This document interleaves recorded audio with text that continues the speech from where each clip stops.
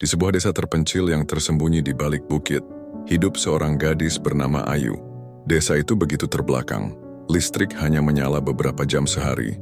Jalanan becek saat hujan, dan kebanyakan anak perempuan seusianya sudah dinikahkan sebelum lulus SMP. Tapi Ayu berbeda. Sejak kecil, ia selalu memandang langit malam, berharap suatu hari bisa menyentuh bintang-bintang yang ia lihat dari celah atap rumahnya yang bocor. Sebelum lanjut, pastikan kalian sudah like dan subscribe. Nyalakan juga notifikasinya agar tidak ketinggalan konten menarik lainnya.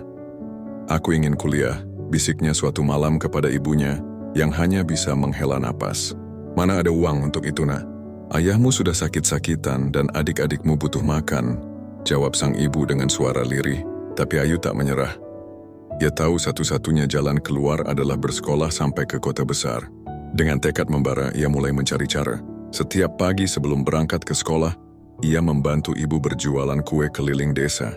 Setiap malam ia belajar di bawah lampu minyak, menahan kantuk dan dingin yang menusuk. Ketika Ayu lulus SMA dengan nilai terbaik di desanya, ayahnya marah. Untuk apa perempuan sekolah tinggi-tinggi? Cepat menikah saja, teriaknya. Bahkan pamannya menawarkannya untuk dinikahkan dengan anak seorang tengkulak kayu yang menjanjikan kehidupan enak. Tapi Ayu menolak. Aku mau meraih mimpiku, katanya dengan air mata. Ibunya, yang diam-diam menyimpan tabungan receh dari hasil jualan kue, akhirnya memberikannya pada Ayu. Ini tidak cukup, tapi mungkin bisa membawamu ke kota, bisik sang ibu.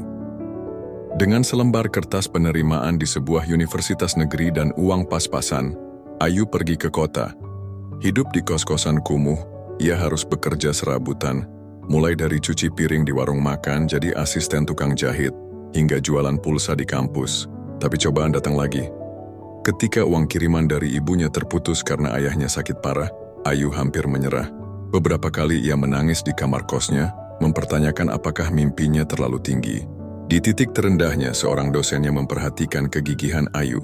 Ia menawarkannya beasiswa kecil dan pekerjaan sebagai asisten penelitian. Perlahan Ayu mulai bisa bernapas lega. Tahun-tahun berlalu, dengan darah, keringat, dan air mata, Ayu akhirnya lulus dengan predikat cum laude. Ketika ia pulang ke desa, ayahnya yang dulu marah-marah kini menangis bangga. Kau benar, nak. Kau memang harus mengejar langitmu, katanya. Kini Ayu bekerja di sebuah lembaga pendidikan yang membangun sekolah-sekolah di desa terpencil. Ia tak ingin ada lagi anak perempuan seperti dirinya yang harus berjuang sendirian. Langit itu bukan hanya untuk mereka yang lahir di kota, ujarnya tersenyum. Langit juga milik kita, yang berani memandangnya dari balik bukit.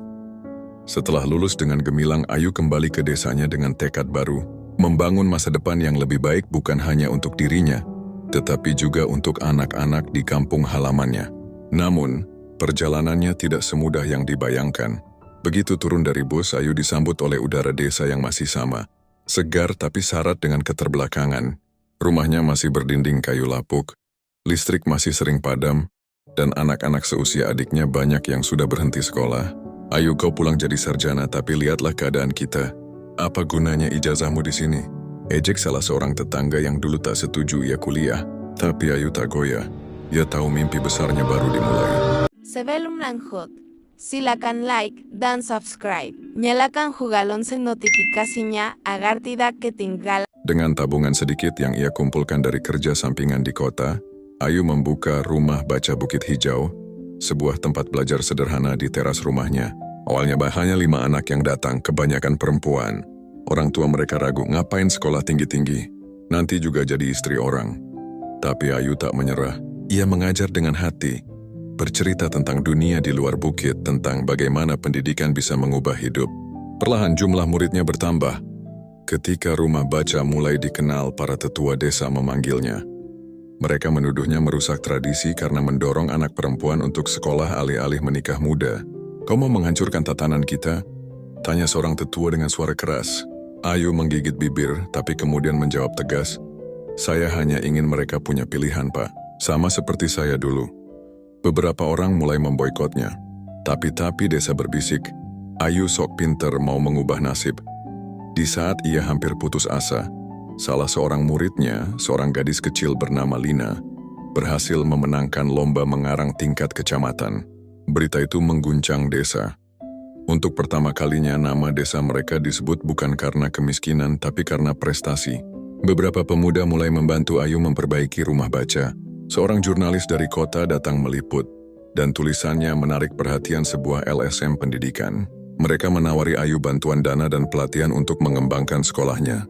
5 tahun kemudian, Rumah Baca Bukit Hijau resmi menjadi Sekolah Alam Bukit Hijau, sebuah tempat belajar gratis bagi anak-anak desa. Ayu juga mendirikan program beasiswa untuk anak perempuan yang ingin melanjutkan ke perguruan tinggi. Suatu malam, ia duduk di bukit tempat dulu ia sering memandang bintang. Seorang gadis kecil, murid barunya, datang menghampiri.